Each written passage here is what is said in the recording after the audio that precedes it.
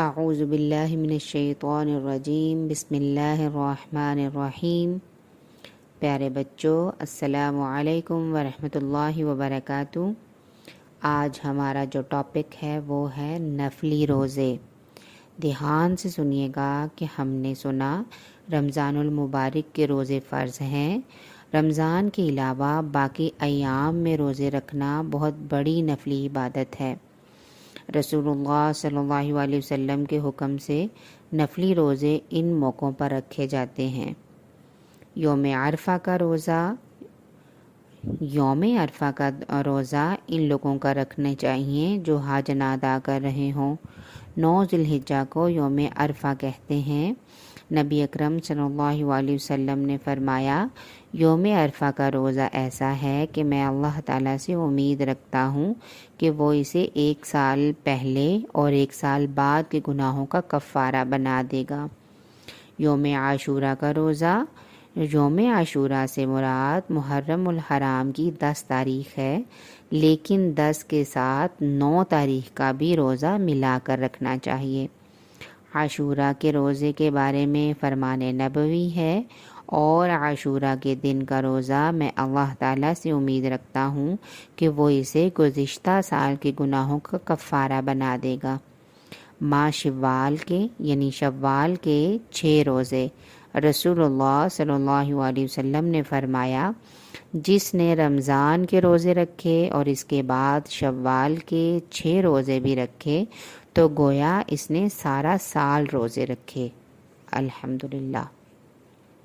اچھا، اس کے بعد پیر اور جمعرات کا روزہ، ان دونوں میں ہر شخص کے اعمال اللہ تعالیٰ کے روبرو پیش کیے جاتے ہیں۔ یعنی نبی کریم صلی اللہ علیہ وسلم نے فرمایا، ہر پیر اور جمعرات کے دن اعمال پیش کیے جاتے ہیں۔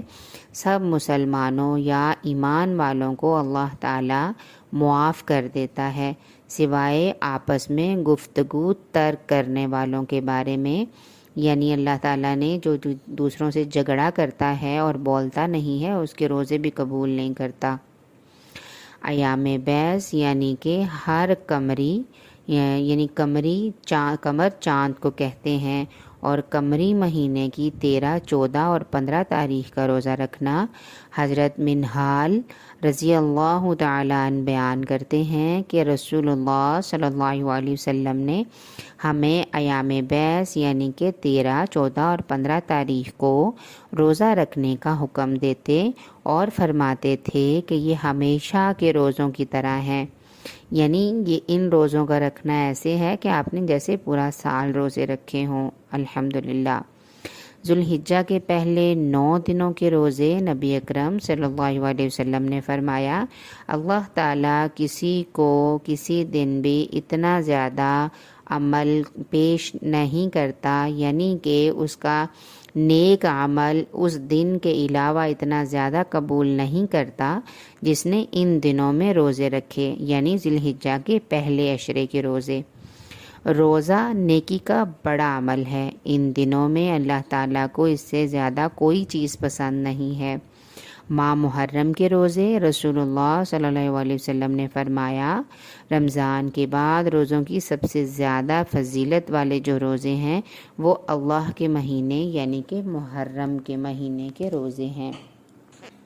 پیارے بچوں، اللہ تعالیٰ ہمیں بھی ان پر عمل کرنے اور روزے رکھنے کی توفیق عطا فرمائے۔ ہمیں آج جس بارے میں پتہ چلا، ہمیں اس کے بارے میں دوسروں کو بھی بتانا ہے اور سمجھانا ہے اور ان نیکیوں میں اپنے ساتھ شامل کرنا ہے۔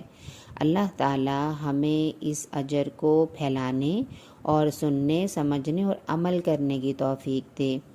پیارے بچوں، آپ نے اس چینل کو لائک، شیئر اور سبسکرائب کرنا ہے تاکہ آنے والی ساری ویڈیو آپ کو سننے کے لیے ملتی رہیں اور آپ آگے شیئر کرتے رہیں۔ جزاکم اللہ خیر۔ السلام علیکم ورحمۃ اللہ وبرکاتہ۔